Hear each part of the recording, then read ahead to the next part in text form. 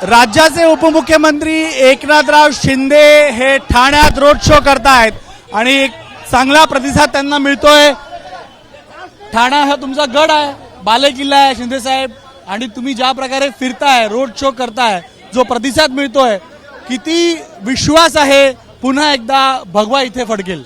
हे भगवं वादळ आपण पाहतोय आणि ठाणे हा शिवसेनेचा बालेकिल्ला आहे। ठाणे जिल्हा आनंद दिघे साहेबांचा बालेकिल्ला असं म्हणतात, शिवसेनेचा बालेकिल्ला, आणि शिवसेना बीजेपी महायुतीचा या ठिकाणी सर्व निवडणुकीला आम्ही सामोरे जातोय महायुती म्हणून, आणि म्हणून या ठाण्यावर महायुतीचा भगवा डौलाने फडकेल, जो धर्मवीर आनंद दिघे साहेबांनी फडकवला होता, आणि म्हणून गेले अनेक वर्ष या ठिकाणी केलेल्या कामाची पोचपावती या निवडणुकीमध्ये ठाणेकर जनता दिल्याशिवाय राहणार। पण तुम्ही इथं आव्हान आहे असं वाटतं तुम्हाला? शिवसेना उद्धव बाळासाहेब ठाकरे पक्ष हा देखील कालच ज्यावेळेस मॅनिफेस्टो डिक्लेअर केला तर पूर्ण ताकदीनं ठाणा काबीज करू असा विश्वास त्याने दाखवला। माणसं कुठे आहेत, कॅन्डिडेट कुठे आहेत, त्यांच्याकडे उमेदवारच नाही आहेत। त्यामुळे जवळपास जेवढे नगरसेवक निवडून आले होते, एक दुसरा नगरसेवक सोडला तो एक पण बीजेपीत गेलाय, तर सगळेचे सगळे नगरसेवक शिवसेनेमध्ये, धनुष्यबाणाच्या शिवसेनेमध्ये, खऱ्या शिवसेनेमध्ये सामील झालेले आहेत। त्यामुळे शिवसेना भाजपा महायुतीचा विजय पक्का आहे। आपण विकासाचा मुद्दा घेऊन लोकांपर्यंत जाताय, आपण कामांबद्दल बोलता, पण या कामांवरती प्रश्न उपस्थित करत क्रेडिट वॉर सुरू झालेला आहे। कोस्टल रोड आम्ही केला,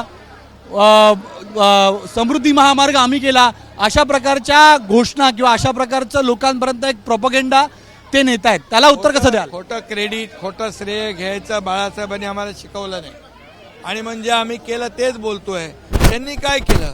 आम्ही करून दाखवलं, भ्रष्टाचार करून दाखवला, मुंबईची वाट लावून दाखवली, मुंबईच्या खिचडीमध्ये पैसे खाऊन दाखवले, मुंबईच्या गाळामध्ये पैसे खाऊन दाखवले, मुंबईच्या डांबरामध्ये पैसे खाऊन दाखवले, हे करून दाखवले।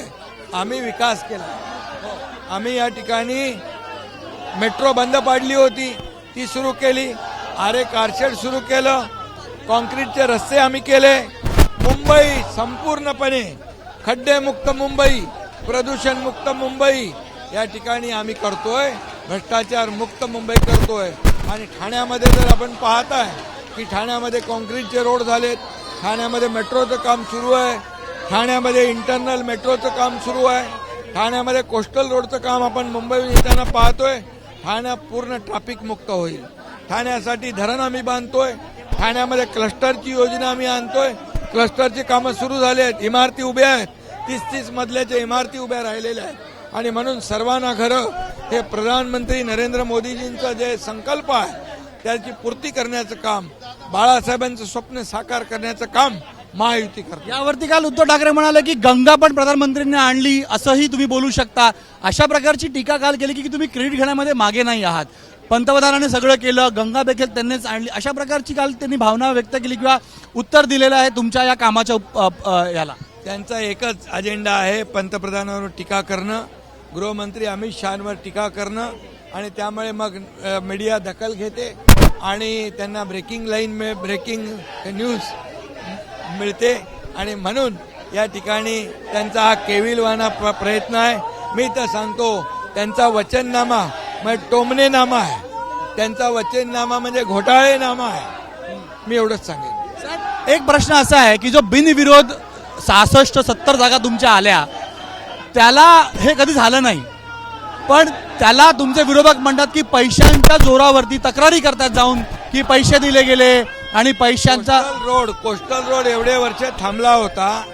देशाचे प्रधानमंत्री नरेंद्र मोदीजी जेव्हा होते तेव्हा देवेंद्र फडणवीस मुख्यमंत्री होते, त्यांनी त्याला सर्व परवानग्या दिल्या, सर्व जे काय सोपस्कार केले, आणि म्हणून या ठिकाणी कोस्टल रोड झालेला आहे। आणि त्यामुळे हे खोटं क्रेडिट आम्ही घेणार नाही, जे आम्ही केलं तेच आम्ही बोलणार। बिनविरोध ज्या प्रकारे उमेदवार निवडून आले ते पैशांच्या जोरावर झालं असं ते वारंवार म्हणतायत, त्याला तुम्ही कसं उत्तर द्याल साहेब? बिनविरोध उमेदवार खरं म्हणजे त्यांच्याकडे उमेदवार नव्हते, आयत्या वेळेस एबी फॉर्म दिले, आणि ज्यावेळेस कॅन्डिडेट समोर आले त्यांनी पाहिलं इथं काय आपल्या पराभवच आहे आणि कोण पराभवासाठी उभा राहील, त्यामुळे त्यांनी आमचे जे उमेदवार आहेत ते एवढे मजबूत उमेदवार आहेत, पॅनल मजबूत आहे, कामाच्या बलबुत्यावर आमचं पॅनल जिंकणार, याचमुळे त्यांनी माघार घेतलेली. शेवटचा प्रश्न माझा साहेब, मुंबईचा महापौर मराठी होणार, हिंदू असणार, यावर वारंवार बोललं जात आहे. याबद्दल तुम्हीही आधी बोललेला आहात की मराठी आणि हिंदू हाच असणार आहे मुंबईचा महापौर. आता ठाणा आणि इतर महानगरपालिकांमध्ये देखील ज्या प्रकारे तुम्ही लढताय, किती आत्मविश्वास आहे आणि मुंबईच्या महापौराबद्दल काय म्हणाल? मुंबईचा महापौर हा महायुतीचाच होणार, मुंबईचा महापौर हा मराठीच होणार. तर एकनाथ शिंदे साहेब ज्या प्रकारचा प्रतिसाद मिळत आहे त्याच्या पाहता एक विश्वास आहे की पुन्हा एकदा ठाण्यात महायुतीचाच विजय होईल. गणेश ठाकूर, एबीपी माझा, ठाणे. एबीपी माझा, उघडा डोळे बघा नीट.